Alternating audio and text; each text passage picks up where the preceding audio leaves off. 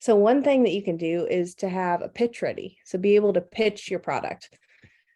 You've probably heard about an elevator pitch before. It's about a 2-minute presentation. Originally, it was called an elevator pitch because it was the time it took the elevator to go from the lobby of a building to up to the executive suite where the president, CEO, person in charge would be. But ultimately, if you have a pitch in mind, you're able to vary the length of that, depending on the situation. It's good to have this elevator pitch kind of prepared and have those key points ready in your mind. Maybe it's you want to make a good first impression. Maybe you're talking to maybe a county councilman comes to your market and you're thinking, okay, this person knows a lot of people in the community. I want to make a good first impression. I've not met him or her before. Let me tell them a few things about my business. You want to convey 2 to 3 key points or highlights. Make sure at the end you close the conversation so that person doesn't feel like they're trapped there with you. They feel like they can move on to the next thing if need be, but make sure you leave the door open. Say, thank you so much for talking to me. I'd be happy to answer any questions. I hope you come back and see us sometime. You want to close the conversation in a polite way, but make sure that they feel comfortable coming back and saying, oh, well, I do have a question about this jam or jelly, or I have a question about how you produce this. Can you tell me a little bit more about how you grow this? Or what are the benefits of this type of zucchini over another? Leave that door open so they feel comfortable to ask questions and come back. You can also think about some different types of pitches for different audiences. So current customers, they already know probably a lot about your products. They would be good people to tell, about some new products, maybe probe them a little bit, say, I've been thinking about expanding into this type of pepper, or I've been thinking about offering a different variety of this. What do you think about it? You can have a pitch for them about how that would enhance your business or what they think. Community leaders, like I said, maybe a county councilman comes up to your booth. You'd have a different pitch for potential investors. If you're trying to expand your business, you'll have a different little speech for them. And then the general public, just people who are maybe passing by your booth, maybe stop by your farm stand to see you. You'll have different pitches for all of those different audiences. But when you're able to isolate that audience's needs, it'll really help you to prioritize what key points you talk about. When you're doing your pitch, you want to identify the problem that your product or service is solving. We go back to value, benefit that you're trying to tell potential customers about. You want to make sure you clearly communicate how you and your business bring value to customers. It doesn't come down to the money. It comes down to the value. How are you enhancing their life? How are you enhancing their next meal? How are you enhancing, what kind of services do you provide? How do those bring extra value to them? Those are the things you want to communicate. So even loyal customers need to hear why you're offering them the best value. So sometimes it's good to remind them about why, your product, say, remember, we grow our products in this way, we feed our livestock XYZ, blah, blah, you can talk a lot about your product. Nobody knows your product or service better than you. Potential customers, they require a little bit of a customized approach, especially if they're switching from your competitor.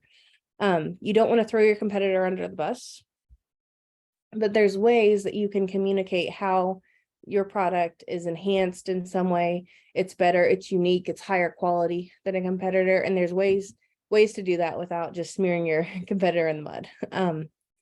If you're thinking about community leaders, it's really valuable to be able to communicate how your business brings value to the community. Maybe you give some seasonal jobs to people. Maybe your farm is nice to look at. Maybe you do some agritourism and it brings more people into the community.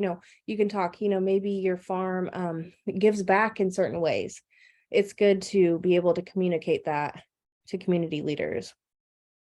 And to community members, it's important, especially nowadays, about how your business meets regulations and how it also brings value to the community. And then the general public, these could be potential customers, influencers, voters, competitors. They may not have any knowledge of your business. You might have to start at the beginning.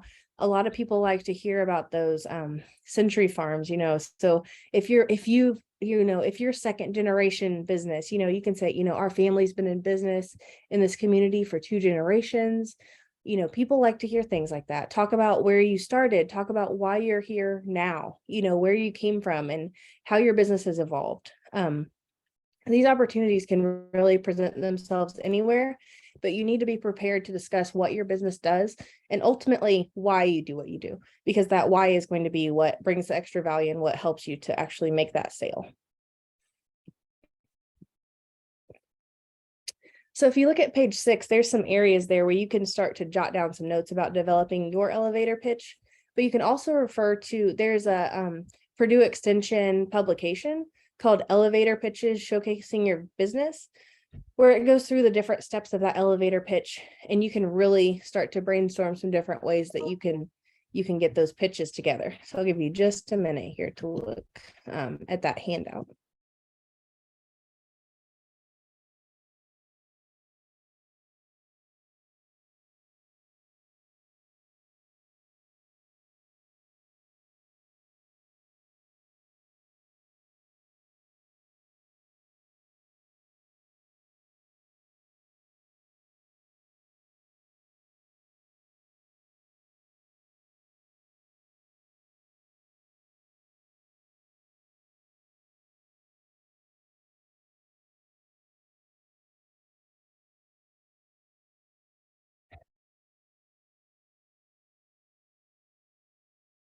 Does anyone by chance have a little elevator pitch that they've already developed that they want to share?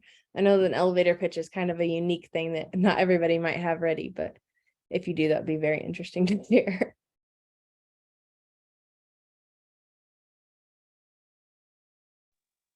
No, I haven't created one yet. Okay, fair enough. Yeah, elevator pitches take a little bit of time and some practice.